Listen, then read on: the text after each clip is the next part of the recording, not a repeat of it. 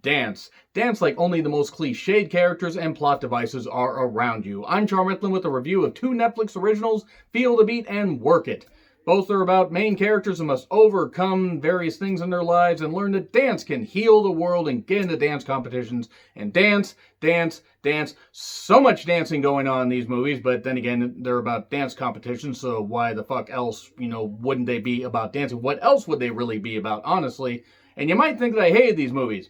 I'm going to be honest, I actually didn't hate either of these, which really surprised me. I figured I'd branch out and go away from horror movies or, crazy action movies and just give these a shot. Now, I'm not saying they were great, but like any multi-film review that I do, there will be spoilers throughout. So let's start with Feel the Beat. You have a main character of April who tries to do an audition and ends up shoving a woman out of her way on a rainy day to get in a cab to get to said audition on time. Turns out this woman was going to be one of the judges there. And during a disagreement, this woman accidentally falls off the stage in a comedic way because it's a comedy, and she breaks her leg because comedy, but she's blacklisted. And despite having a very, very, very obviously gay stereotype friend named Deco, who wants to help her, he's like, no, there's really nothing for you here. She has to move back to her podunk hometown of Wisconsin, and learn that some people are not happy with how she moved on and kind of left her, like an ex-boyfriend, and the little sister of said ex-boyfriend. There's also this one woman that heads this little dance studio, and April sees her way to get back into the limelight. She wants to prove that she is worth it, and this was all a misunderstanding.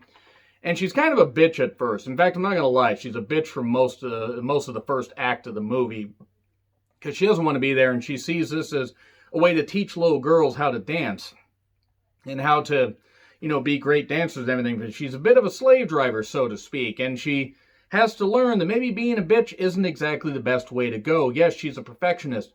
She wants to dance and she wants to do great and she wants the dancers to do great, but without treating them like human beings, she realizes, okay, maybe I need to soften up a little bit. And then also, of course, she bonds with the ex-boyfriend and things go great and everything, and she has to make the usual decision of once she gets this, this ragtag bunch of dancers better and, into competition and actually getting to this big competition in Atlantic City, she must suddenly make a decision that, she gets offered this role and, she has to decide, do I want to keep helping the team or do I want to go push my dream? And then within about 5 minutes, she's back helping the team win the competition. I'm not going to lie to you guys that, this was not necessarily the, movie. It's not a movie I'm the target audience for. I mean, 100%. I am way, way, way above the target audience. But I will say I enjoyed this more than I expected. I put along a movie like Airplane Mode, which was not anything great, but at least had a little bit of endearment with the characters. Was it surface deep? Sure. Were the characters basically cliches? Yes, there were a couple of very over-the-top gay stereotypes, and nothing wrong with that, but I was like, this is almost like, it's almost a bit ridiculous just how stereotypical they were. And also, nobody was in any kind of danger. There was no real villain to this. Like the old lady that was kind of the villain, she was kind of pushed out there, pushed out of the movie pretty quickly. You get to see her, like, at the very end. I guess they could only afford this actress for a little bit. But it was all around April trying to realize that there is good in her and there's good in these girls, and that one of the girls, the little sister of the ex-boyfriend, reminds her of how she was as a kid and she has to grow and everything. And sure, the dance numbers some of the dance numbers, I'm not going to actually lie to you, were a little bit uncomfortable with the way they made some of these, dance groups act. I'm like, okay, you're making kids act like that. No, that's not really cool. I didn't really like that. That was a bit uncomfortable. But overall, the movie's actually kind of endearing. It's not great. There is a, musical number at the end through most of the end credits, which actually was kind of funny because you get all the actors doing good dancing to horrible dancing, especially all the white people doing horrible dancing. I can say that because I'm a white person. They can't dance. And okay, it's silly. It's ridiculous. But I'm going to give it a C. I'm going to give it a C, and I'm going to move on to Work It, which, I'm not going to lie to you, I enjoyed just a little bit more. This one involves a woman named Quinn, young woman named Quinn, once again to Duke University. It's her mom's dream, but it's also Quinn's dream. She's studying, she's got great grades, she gets this interview.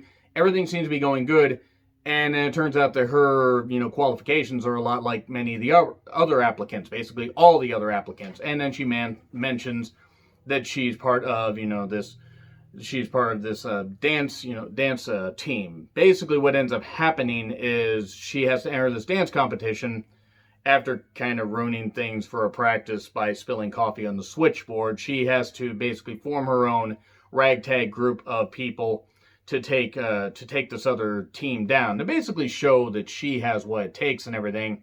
And it feels like I've seen this before. I think I just saw parts of this in the other movie, but I'm not surprised you. This one was actually a little bit better. It was a little bit better because this at least leaned more towards like a PG-13 rating. This was TV-14, the other one was TVG. Which was weird that the other one was TVG. It should have been TV-PG, honestly, with some of the adult themes. But with this, it tried to be Save the Last Dance, and it really wasn't. It was very much like Save the Last Dance light.